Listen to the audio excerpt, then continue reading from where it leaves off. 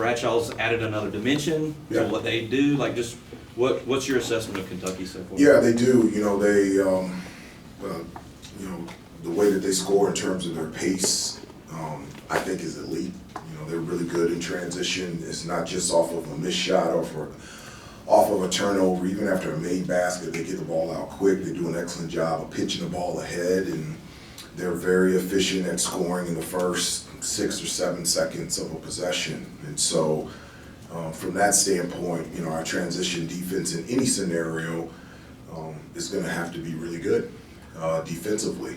And you talked about their ability not just to pass the basketball, but also take care of it. They're, you know, it's a team that really does a nice job not turning the ball over. And then you add the dimension of Bradshaw and his length, his shot blocking ability, having a guy that can consistently score around the rim gives them another, you know, asset on the offensive end. And so, as it's been for the first 9 games, it'll be a great challenge for us, and we're excited about it. Kind of going off of that, you mentioned obviously the transition defense, but when there is a team that, you know, is, you know, that fast and has that many scores, what's unique about the, I guess, on-court preparation, you know, for a team that's averaging, you know, obviously you guys have played a lot of, you know, teams. We're pretty fast too. For sure. But there's, you know, there's teams that you guys have played that are like high physicality, and they're a team that's just up and down and up and down. Yeah, you know, Tennessee's pretty good in transition. Arkansas is pretty good in transition, so and we're pretty good also. So we get to practice against each other every day, and so. But you're right, Kentucky's speed. They're, you know, they've got a number of different, you know, playmakers that have the ability to advance the ball up the floor, and their bigs, specifically Mitchell's an excellent passer and outletter, and he does a terrific job of just pitching the ball ahead and allowing them to get out in transition. So that's something that they do really well. It's something that I think we do really well, and we're just going to have to do it in that particular area better than them on Saturday. I know that the guys had exams, but you set up at MSG last week that this was an opportunity for you to spend some time working on yourself. Yeah. What are some of those things you guys worked on? Rebounding. And do you think you've made, more specifically with the rebounding, can you get into that a little bit more? And do you think you've made some progress with that? Yeah, I can get into it a little bit more. I think, first of all, just having more of a presence, you know, getting second chance opportunities, consistently getting our 3, 4, and 5 to the offensive glass every time, giving us multiple opportunities to be able to score. Defensively, I've been straightforward and direct in terms of wanting to be the best, have the best defensive rebounding percentage in the country, which means you have to box out and you have to limit teams to 1 shot every possession. And so we've got to do a better job of creating contact first, boxing out, and being more active in getting those rebounds so that we can get out in transition on the offensive end. And so, you know, for us to be the best that we can be, I've told the team from day one, we've got to be a really good rebounding team. We have to be a good defensive team, and we've got to take care of basketball. And so those are things that we have talked about since the UConn game, re-emphasizing. Hubert, you guys in Kentucky go after a lot of the same guys in recruiting. With that in mind, is it almost like having sort of an advanced scouting report on teams like that when you've seen a lot of these guys through high school and AAU ball, like Dillingham from Asheville? Is it kind of like that?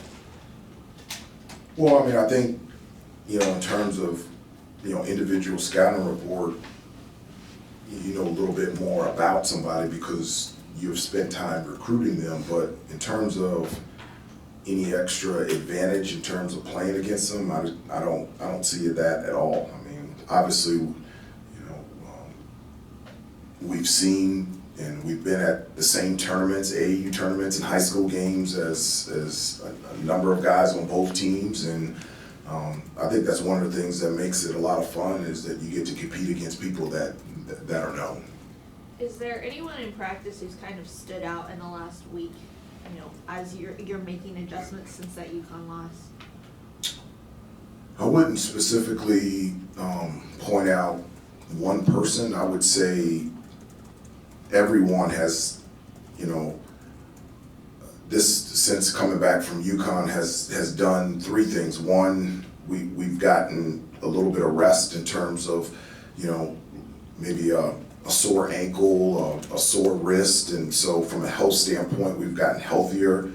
I feel like our guys have done a fantastic job of finishing out the semester academically the right way, and I really feel like each one of the guys has really worked hard on getting better this last week and a half to put ourselves in a position to play our best against a really good Kentucky team.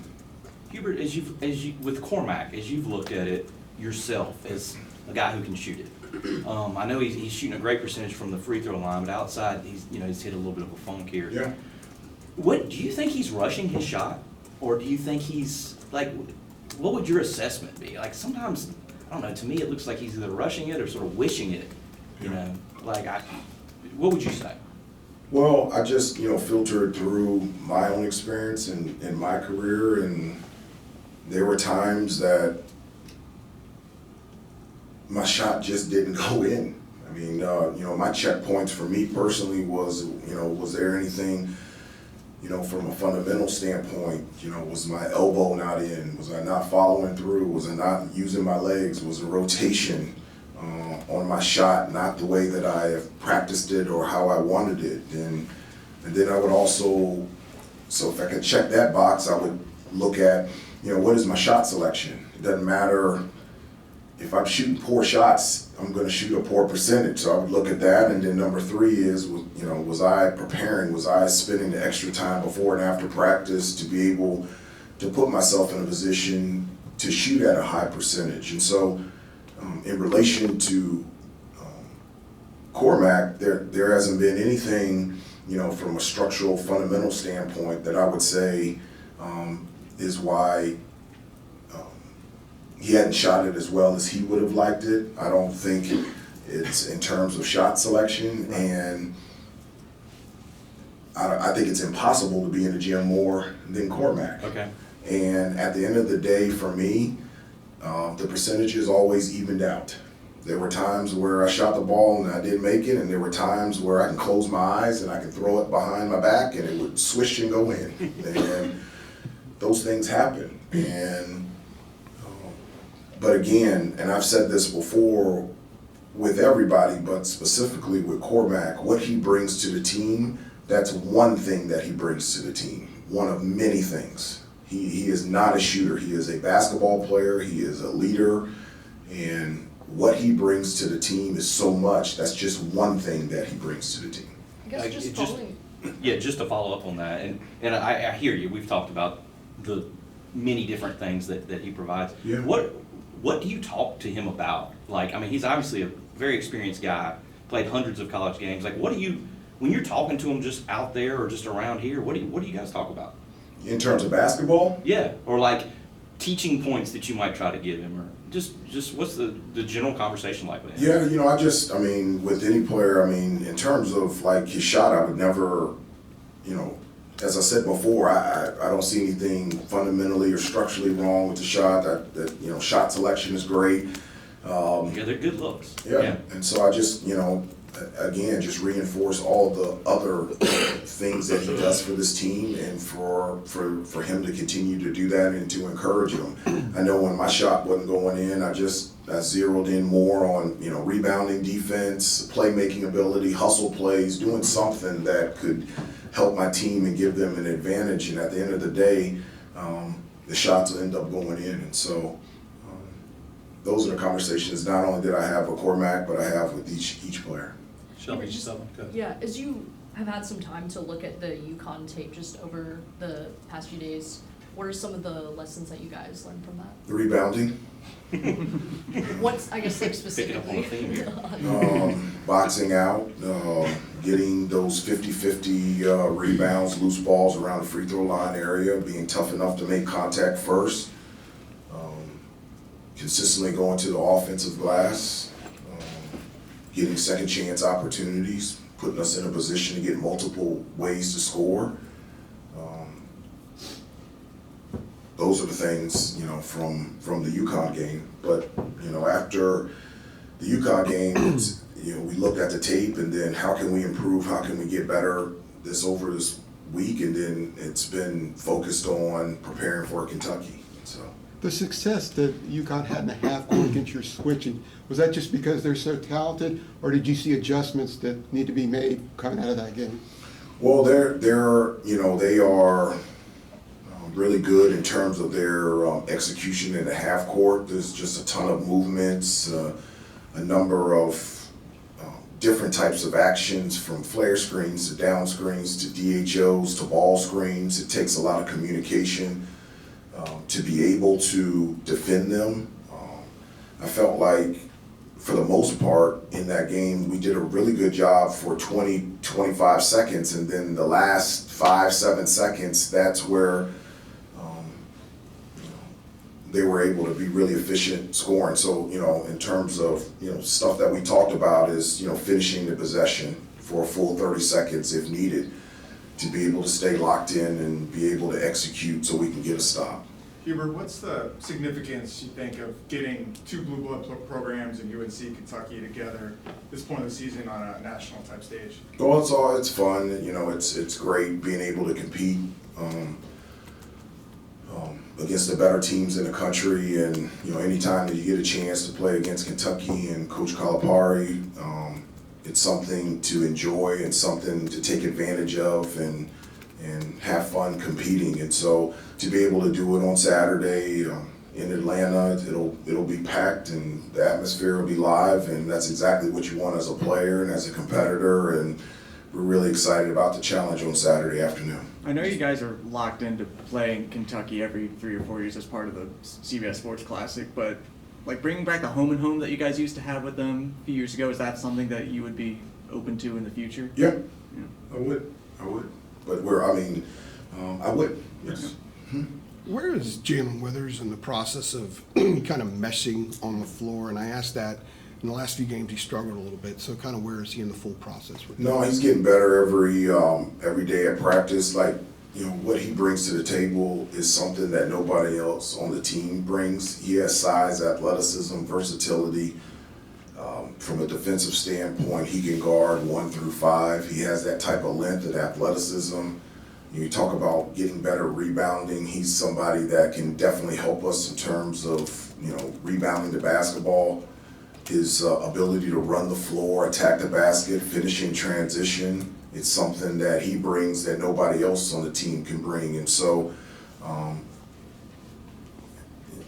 he's a big piece of this team's success. And he's really working hard and getting better every day at practice. And as I said before, he is a huge piece for us to become the team that we want to become. As Adam asked about you having a conversation with Cormac, have you had one with Jalen Yeah. just in recent? Yeah, I talk to the guys all the time. When you guys ask me about, have I had a conversation, and I tell them one of the things that's really important to me is to touch the guys every day. And I'm talking to them, I'm calling them, I'm texting them all the time. So I know I require them to stop by the office 1 time a week, but that's just a requirement. I have conversations with each of the players, literally, at least 90% of the team, like deep conversations with them every day, even on an off day. And so I'm just always talking to them, not just about basketball, what's going on in their life, because I think that's a huge part in the coaching and knowing what's going on in our players' lives. I think that plays a huge impact in how they perform, how they prepare, and how they play. And so, I have conversations with them all the time. As you're preparing for this next game, have you thought back at all to the last Kentucky matchup? No. No. Vegas. Not at all. Yeah. Yeah. Not at all. Hubert, along the lines of what Michael was sort of asking you about the schedule, I wanted to ask you about the schedule and see if I got it right. You're in a stretch here of Villanova, Arkansas. Sorry. Pray again. So sorry about that, guys. That's okay. You went Villanova. to schedule and it told me to pray because of the schedule you're about to. That's pretty insane right there. I was going to say earlier, you can just send us those conversations you have with the players if you want to. We'll take it from there. I'm talking to them all the time. Just let us know. That's all we're doing. You're in a stretch here of what? Villanova, Arkansas, Tennessee, FSU, UConn, Kentucky, Oklahoma. And I know the schedule, I know with playing certain tournaments and stuff, the schedule sort of sets itself some years, but you know, it's a pretty cool stretch of opponents here for the people who get to watch you play. Do you like it in terms of getting a team ready for the ACC, or is it too much? I like it. I do. I mean, this is great that you know, for in the teams that you mentioned. I don't leave out Radford, Lehigh, UC Riverside. They almost beat UCLA at UCLA. You know, I like it. I do.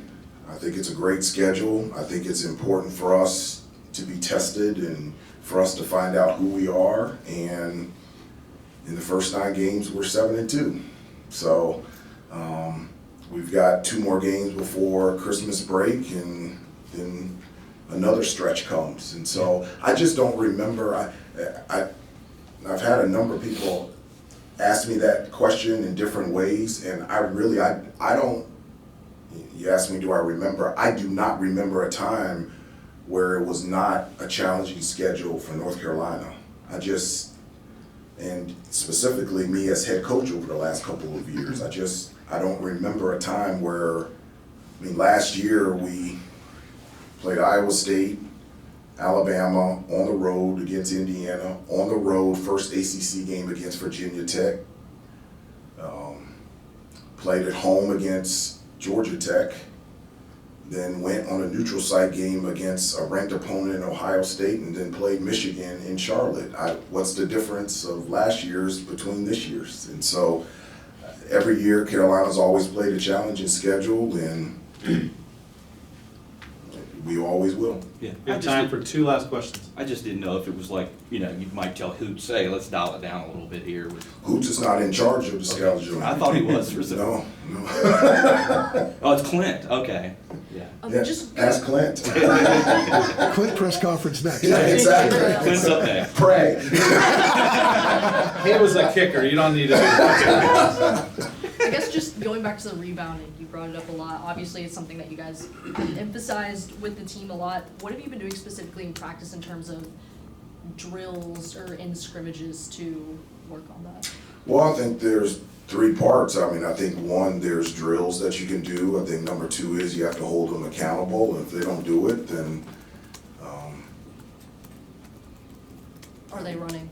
yeah. Either you're going to rebound or you're going to be in even better shape. We're going to run. And then the 3rd piece is it'll affect playing time. It's very important to me. It's at the top of the list. Rebound, defend, and take care of the basketball. We got to rebound. And we're going to find a group of guys that consistently want to rebound the basketball on both ends of the floor and be the best rebounding team that we can possibly become. Got time for 1 more. Sherman. Obviously with Kentucky, there's probably several players we can, single out, but specifically with Rob Dillingham, obviously being a freshman, he's leading their team in assists. He's also shown the ability to score and things like that. When you look at him and, in your preparation for him, what are some of the things that kind of, sticks out about his game? Is there anybody that he kind of reminds you of, anything like that? Well, I mean, he's just tremendous speed, athleticism. He's a player that not only is fast without the ball, but probably just as fast or even faster with the ball. His ability just to be able to make plays offensively, create not only for himself, but for his teammates is at an elite level. He's extremely confident. I've been really impressed with him defensively. He's done a nice job of getting steals and deflections, and he's done a nice job on the defensive end as well. He's off to a really good start, but it's not surprising to me. He's a fantastic kid and a wonderful player. Thanks, everybody. Okay. Thank you. Clint will be up here next.